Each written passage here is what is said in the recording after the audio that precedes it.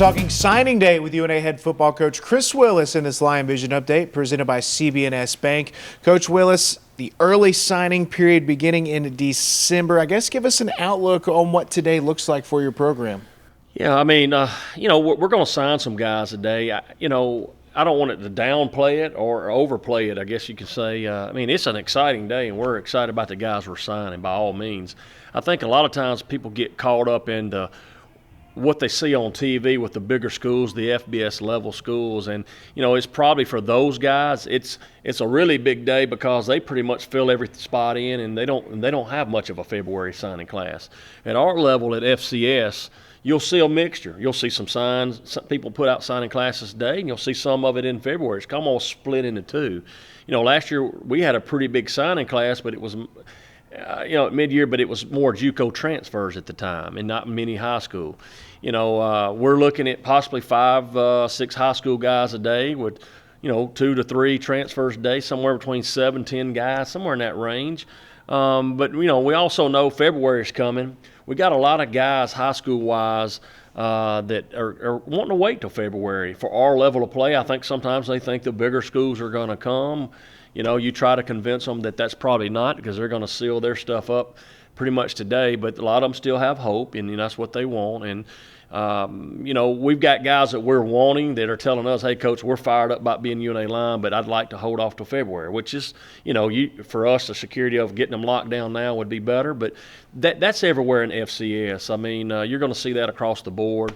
So it's a mixture. I feel like ours is split up. We're going to have a good day today, and we're going to have a good day in February, and it's all going to combine as a great day.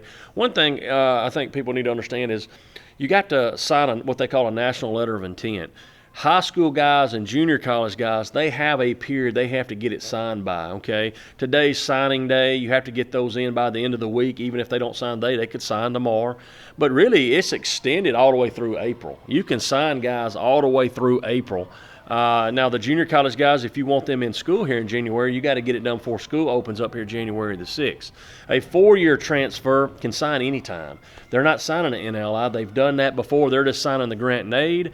If we might sign a guy January the 1st, January the 2nd, we know school starts here on the 6th. We still got between now and January the 6th if we want to get some guys in. And that's kind of the way it works in the transfer. That's why you always see guys pop up. There's a guy we sign in May, a guy we sign in June, a guy we sign in July.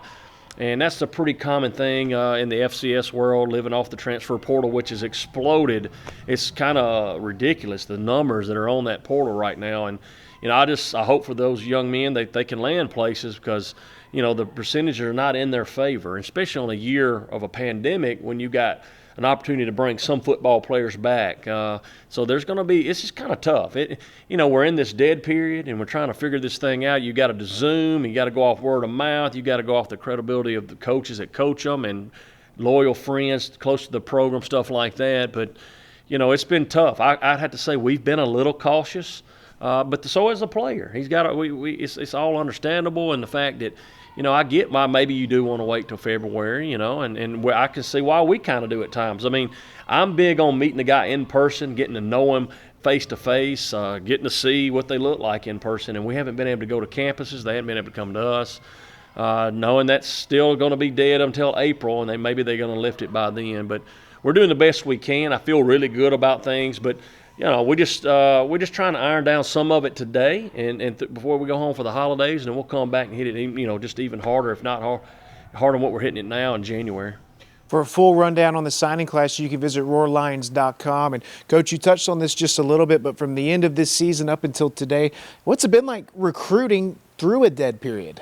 Well, it hasn't been easy, but we're no different than anybody else. We're having, I think Division II down, they actually can go on campus and go attend events and games. Division I schools haven't been able to do that. And, okay, so we haven't been able to. Well, you do the best you can over phone and Zoom, and you stay in touch. It's not the same, but we've been at it. We got a good start on a lot of things way back in the summer when we were in the lockdown.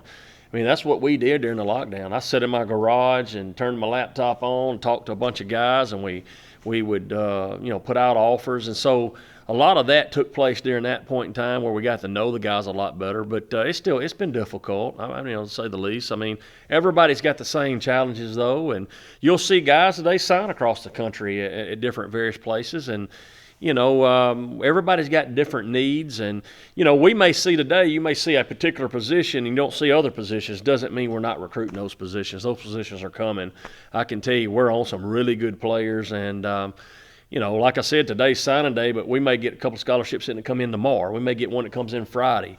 I've got one guy that's telling me he wants to make the announcement on Christmas morning to his whole family, and then, hey, Coach, can I send the scholarship in on the 26th? Well, yeah, I appreciate that, but we're not going to be here. But we'll definitely take it every how we can get it. So it's just it's a little different the way things have operated this recruiting season. Last thing for you, Coach, for the guys that are signing this early class, just how exciting is it seeing the talent that you're adding to the program? Well, I really am fired up about the guys we're getting. One thing that I've told, and I told my staff this, I've told the media people that, we want to do high school, and I want to look at some 4-year guys. I don't want it all being transferred. I don't want it all being high school. I want a good mixture. We've got a good mixture of what I feel like is junior college guys within the program. So now I want to look for some guys off the portal and some immediate help. But also I want to pick up the high school signing a little bit. And we signed some now. We'll turn around and sign some in February, get a good foundation there again. Because what we do now with this class moving forward, man, this is going to be, this is our last year of the transition. And then the year after that, we start playing for playoffs. And, we got guys that are in the program now that are really good football players, but their time is coming to, an end. And we've got to be able to have some guys in position to replace those guys once they leave. For the full rundown, be sure to visit RoarLions.com. Coach Willis, thank you very much for the time. All right, thank you, Ben.